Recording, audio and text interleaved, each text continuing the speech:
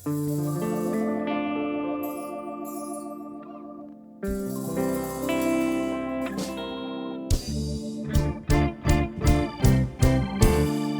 បាយរៃរាប់ប្រាប់ទៀតទេបើនឹងប្រត់ហើយសូមគុំធ្វើឲ្យខ្ញុំខូចចិត្តព្រោះត្បិនតែពីងវាចាចេះលួងលោមឲ្យខ្ញុំខ្លោចផ្សាដោយសារសំដី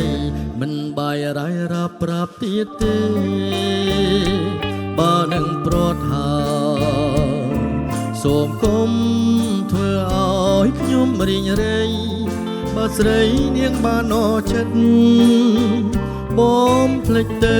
គុំនៅអានិនអាណិតធ្វើអ្វីក្តីស្នេ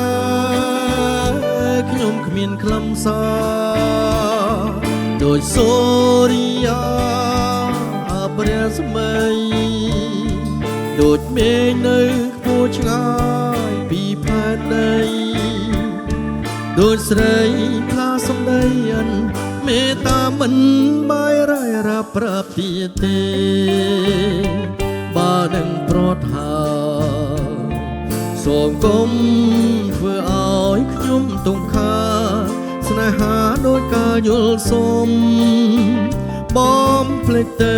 គុំចង់ត្រឡប់ធ្វើអ្វី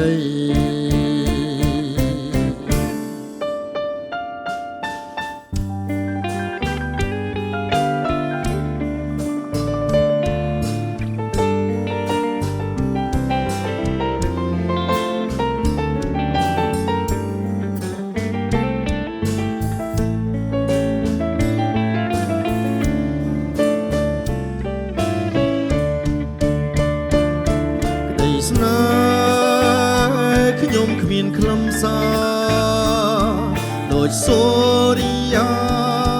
អមរស្មីដូចមេឃនៅខ្ពស់ឆ្ងាយពីផែនដីដូចស្រីផ្លាសំដីអិនមេត្តាមិនបាយរ៉ាយរ៉ាប្រាប់ទៀតទេបើនឹងប្រត់ហើយសូមគុំធ្វើឲ្យខ្ញុំទង្ខាស្នេហាដោយការយល់សុំបំភ្លេចទៅ